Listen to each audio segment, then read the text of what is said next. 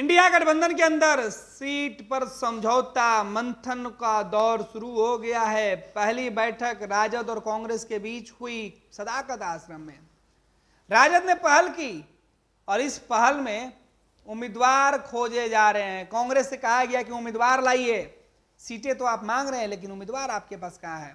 दरअसल राजद की तरफ से एक डेलीगेशन कांग्रेस के पास गया था बातचीत करने के लिए कि भाई साहब लोकसभा चुनाव के लिए सीटों की जो समझौता है वो कर लिया जाए, क्योंकि इस बार बिहार के अंदर अगर बात करें तो बिहार में जो महागठबंधन की सरकार है, राजद, कांग्रेस और वाम दल की, ये सभी लोग मिलकर चुनाव लड़ेंगे तो किसको कितनी सीटें चाहिए। राजद सबसे बड़ी पार्टी है, राजद की जिम्मेवारी है कि वो कांग्रेस को किस तरीके से सीटें देती है।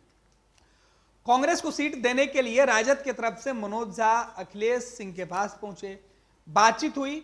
अखिलेश सिंह ने कहा कि भाई साहब मुझे कम से कम 15 सीटें चाहिए, 40 में से 15 सीटें मुझे दीजिए, बाकी सीटों पर आप वाम दल के साथ समझौता करके खुद चुनाव लड़िए।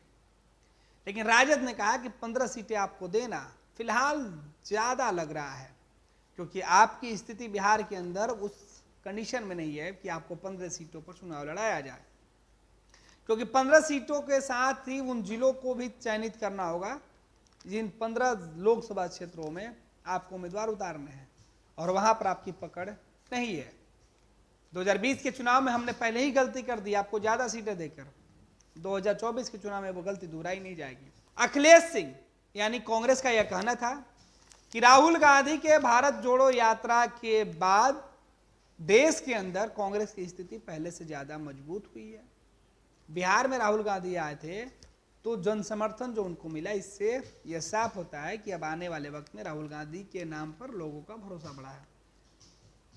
राजद ने भी कह दिया कि ऐसे राहुल गांधी के आने और जनसभा करने से अगर पार्टियों की स्थिति बढ़ती तो फिर हर कोई हर सीट पर ही दावा ठोक देता।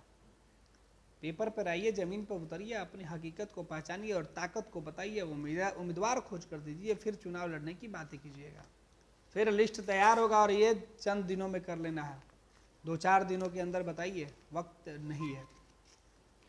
दरअसल हुआ क्या, कुछ जो खबरें निकल के सामने आई कुछ विस्तार से उसकी बातें हम कर रहे हैं, क्योंकि एनडीए के अंदर अब तक सीटों का बंटवारा नहीं हो पाया है। लिहाजा इंडिया गठबंधन की जो बातें हैं अब तक पर्दे के पीछे इसलिए भी ढकी हुई है क्योंकि कहा यह जा रहा था कि जब एनडीए गठबंधन के सीटों का बंटवारा हो जाएगा तब इंडिया गठबंधन यानी महागठबंधन अपना पत्ता खोलेगी, लेकिन अब वक्त नजदीक है। दरअसल कांग्रेस की तरफ से दिल्ली में एक बैठक हुई और इस बैठक में राजद की तरफ से डेलीगेशन के जो लोग थे वो पहुंचे और कांग्रेस की तरफ से प्रदेश अध्यक्ष के अलावा जो दिल्ली में कांग्रेस के नेता है वो मौजूद थे। कांग्रेस के वरिष्ठ नेता और गठबंधन समिति के अध्यक्ष मुकुल वासनी ने बैठक में सीधे तौर पे कहा कि संभावित जो रणनीति है वो बताया जाए।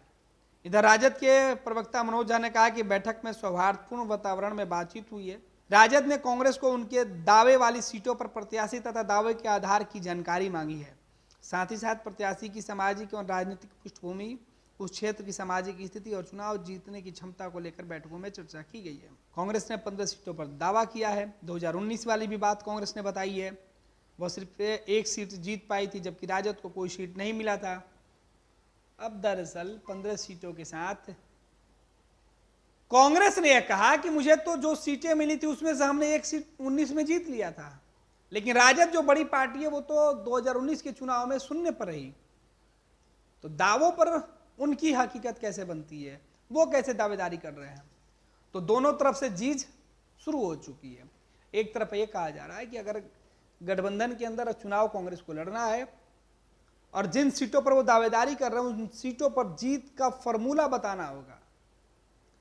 कांग्रेस ने भी कह दिया राजद को कि फॉर्मूला तो हम बता देंगे, लेकिन 2019 के चुनाव में आपने जितने सीटों पर चुनाव लड़ा आप उसमें से एक भी नहीं जीते, हमने तो एक जीती थी।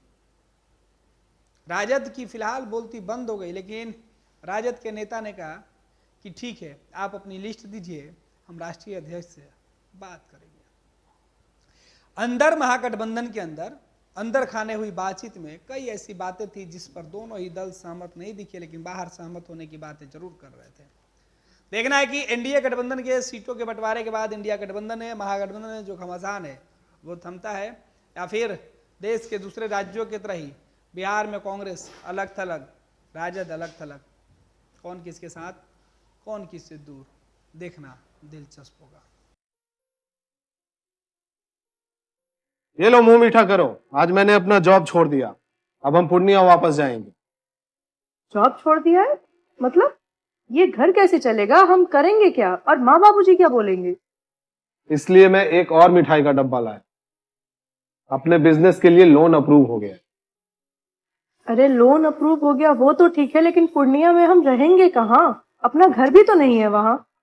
इसलिए तो एक और मिठाई का डब्बा अलग से लाया हूं।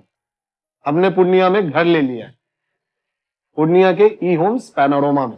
पूर्णिया में पैनोरमा ग्रुप लेकर आए हैं ई होम्स पैनोरमा, बड़ा घर, आलीशान जिंदगी और अत्याधुनिक सुविधाओं के संग। अरे अरे, अब क्यों मुंह मीठा करवा रही हो?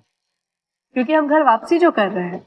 घर वापसी की खुशी पूर्णिया में ई होम्स पैनोरमा के संग। E homes panorama, luxurious lifestyle redefined.